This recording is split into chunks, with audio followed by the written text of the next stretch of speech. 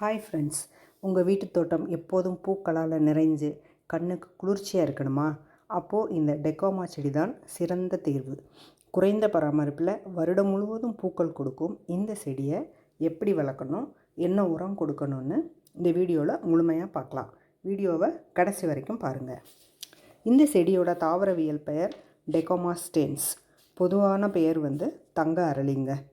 ஆங்கிலத்தில் yellow bells, trumpet flaws அந்த மாதிரி சொல்கிறோம். இதோட ஒரிஜினல் ரகம் மஞ்சள் நிறத்தில் இருக்கும். ஆரஞ்சு, சிவப்பு இந்த நிறங்கள் கலப்பின ரகங்கள். பார்ப்பதற்கு மிகவுமே அழகாக இருக்குங்க. இந்த பூவோட தாயகம் மெக்சிகோ மற்றும் அமெரிக்காவின் வெப்பமண்டல பகுதிகள். இந்த செடியை நம்ம தரையிலையும் வச்சு வளர்க்கலாம், இல்லை தொட்டிலையும் வச்சு வளர்க்கலாங்க. இந்த செடியை தரையில் வளர்த்தோன்னா 10லேருந்து 20 அடி வளருங்க. தொட்டியில் வைத்து வளர்த்தால் 3லேருந்து 5 அடி வரை ப்ரூன் பண்ணி மெயின்டைன் பண்ணிக்கலாம். தொட்டி அளவு செடி சின்னதாக இருக்கும்போது 12 இன்ச்சு, கொஞ்சம் பெருசானதும் 18லேருந்து 24 இன்ச்சு தேவைப்படுங்க. இந்த செடியோட பராமரிப்புன்னு பார்க்கலாம். இதற்கு நேரடி சூரிய ஒளி மிகவும் அவசியம். குறைந்தது 6 மணி நேரம் வரைக்கும் வெயில் பட்டால்தான் அதிக பூக்கள் பூக்கும். மேல் மண் நல்லா காய்ந்த பிறகு தண்ணீர் ஊற்றினால் போதுமானது. தொட்டியில் மட்டும் தண்ணி தேங்காமல் பார்த்துக்கணுங்க. தேங்கினால் வேரலுகள் உண்டாகும். அப்புறம் இதற்கு தேவையான உரம் அப்படின்னு பார்த்தா, மாதம் ஒரு முறை மண்புழு உரம் அல்லது ஆட்டு மாட்டு எரு போடலாங்க. பொதுவாகவே இந்த செடி நல்லா பூக்கக்கூடியதுங்க.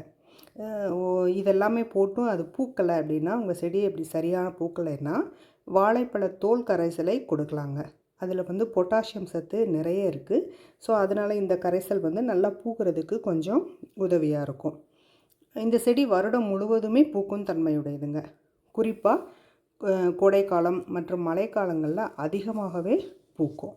நல்லா பூக்கள் பூத்து அதெல்லாம் உதிர்ந்த பிறகு பார்த்தோன்னா பச்சை நிறத்தில் அவரைக்காய் போல் நீண்ட காய்கள் உருவாகுங்க.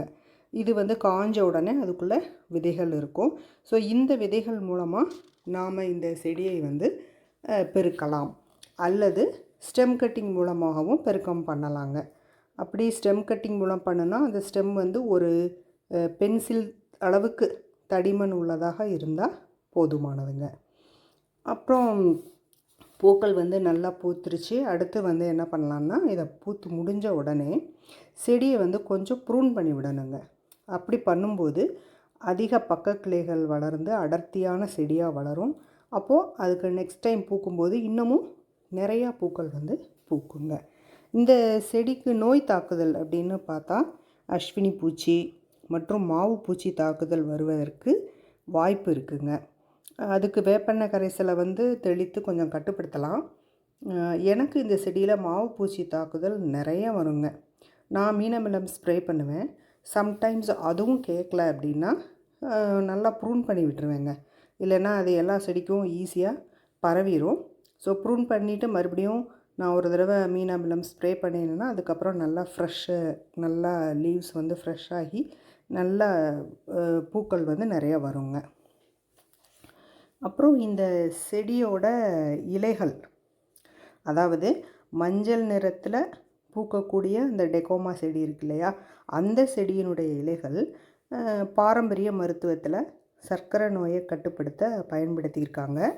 இது காய்ச்சலை கூட குறைக்கிறதுக்கு உதவுறதா சொல்கிறாங்க.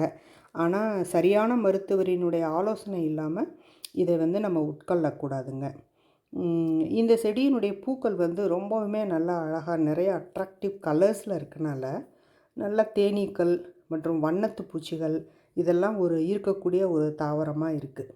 அப்போ நம்ம வீட்டில் இப்போது காய்கறி செடிகள்லாம் நிறையா வச்சுருக்கோம் அப்படின்னா பாலினேஷனுக்கு ரொம்பவே இது யூஸாக இருக்குங்க. இந்த செடி குறைந்த பராமரிப்பில் அதிக பூக்கள் தரக்கூடியது. அதனால் நீங்களும் கண்டிப்பாக இதை உங்கள் தோட்டத்தில் வளருங்க. தேங்க்யூ ஃபார் வாட்சிங். Happy gardening. அடுத்த வீடியோவில் சந்திப்போங்க.